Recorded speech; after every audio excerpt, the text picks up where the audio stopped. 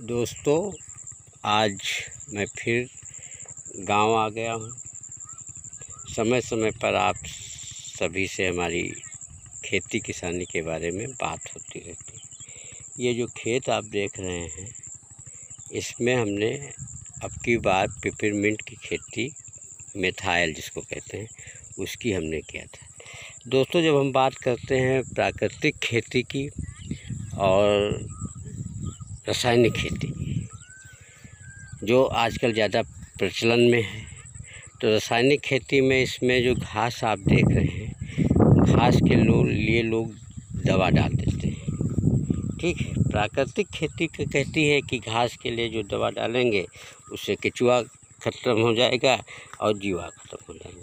हमने इसको प्राकृतिक रूप से करने की कोशिश की, तो इसमें हमने गोबर की खाद डाली, जिसका वीडियो आपको हमने दिखाया, और उसके बाद जो है जीवामृत बना करके हमने जो है इसमें डाला। जीवामृत का मतलब ये हुआ कि जैसे बनता है कहते गाय का गोबर और गाय का गौमूत्र और उसमें आपका बेसन और प्राकृतिक जहाँ पर पेड़ हैं उसकी कुछ मिट्टी और गुड़, ये सब हम लोग उसमें डाल करके जीवामृत बनाते हैं और खाद में डालते हैं। इसमें हमने जीवामृत डाला, ठीक है साथियों। उसके बाद हमने इसमें चूँकि कीड़ा न लगे, उसके लिए संजीवनी खाद डाला।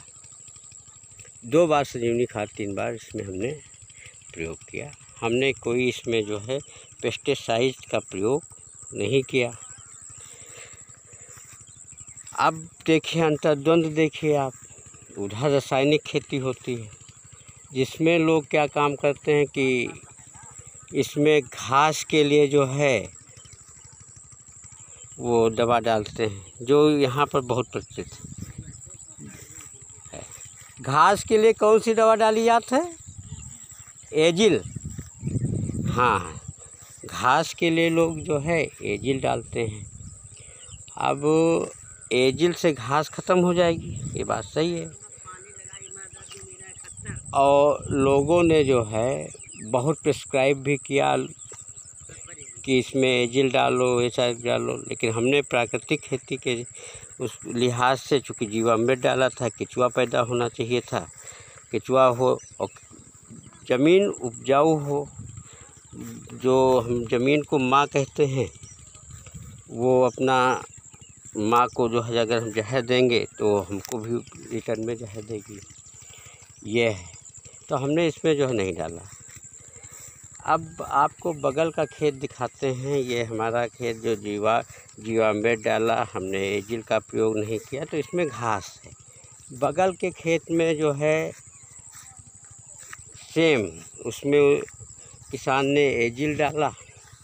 एजिल डालने के बाद जो है मतलब घास ख़त्म करने के लिए, फिर जो है जितनी रासायनिक दवाएं हो सकती हैं, DAP और फास्फोरस, ये सारी चीज़ें, तो उसका खेत आप देख रहे हैं, ये इस तरीके का पिपरमिंट हुई रासायनिक खाद से।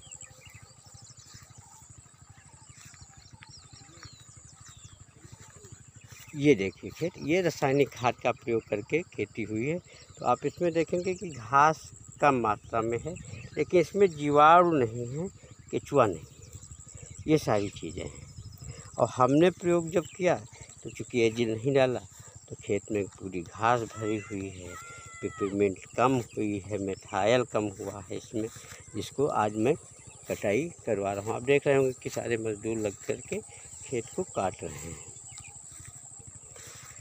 सवाल ये उठता है कि कंपनियों का प्रभाव इतना है किसानों पर कि हर आदमी जाता, जैसे मान लीजिए आजकल की कथा, जैसे शादी ब्याह आपने देखा होगा, तो उसमें पंडित शादी नहीं कराते, उसमें पंडित केवल रहते हैं, फोटोग्राफर जो है वो डायरेक्शन देते हुए आपको मिलेगा कि जो है ये शादी का। इसी तरीके से खेती किसानी ये हो गई है, जो कंपनियां हैं, FCI है, पेस्टिसाइड की दुकानें हैं, वो गांव में किसानों के यहाँ पहुंच करके बीज, खाद और सारी चीज़ें डायरेक्शन देते हैं और कहते हैं कि आप जो है ये ऐसे करिए।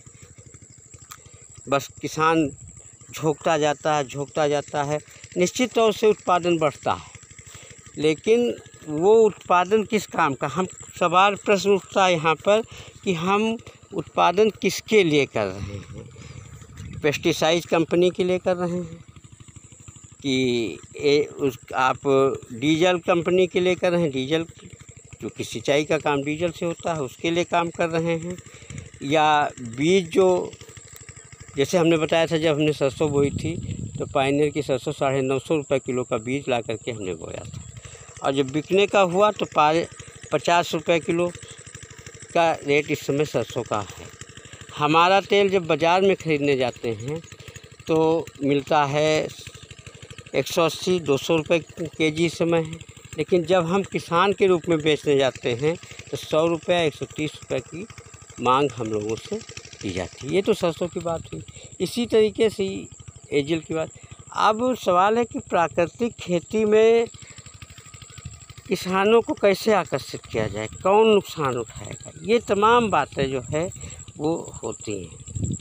लेकिन फिर भी जो है हमें एक बात ये सोचना चाहिए कि दूसरा पक्ष ये सोचना चाहिए कि अगर हमारी धरती माँ जो है वो कमज़ोर होगी, धरती माँ में जीवाणु नहीं होंगे, तो फिर हम कैसे जो है आगे की पीढ़ी काम करेगी। फिर रसायन मुक्त में जैसे मान लीजिए जो हम पेस्टिसाइड डालते हैं, सारी चीज़ें डालते हैं, वो जो है वो हमारे अंततः उपचार चूँकि कर लेते हैं, उसके बाद जो है वो जाता तो हमारे पेट में ही, उससे हमारे कैंसर और ये सारी चीज़ें जो है वो होती हैं। तो अब ये बात बड़ी किसानों को ही तय करना पड़ेगा कि हम कंपनियों के लिए काम करते हैं, हम एजिल कंपनी के लिए काम करते हैं कि हम। और दूसरी चीज़ एक और बात मैं बताना चाहता हूँ कि एजिल हमने डाल दिया, निकाई गुड़ाई का काम ख़त्म हो गया, ठीक। लेकिन जो बेरोज़गारी है, अगर हम उसी पैसे से ले करके उसको मज़दूर को लगा करके निराई गुड़ाई करेंगे तो गाँव से पलायन रुक सकता है। दूसरा ये है कि जब हमारे खेत में केचुआ पैदा हो जाएंगे तो वो मिट्टी को भुरभुरी करेंगे, केचुआ की खाद होगी, ये सारी चीज़ें। लेकिन इसके लिए हमको प्राकृतिक रूप से ध्यान देना होगा। जय जवान जय किसान।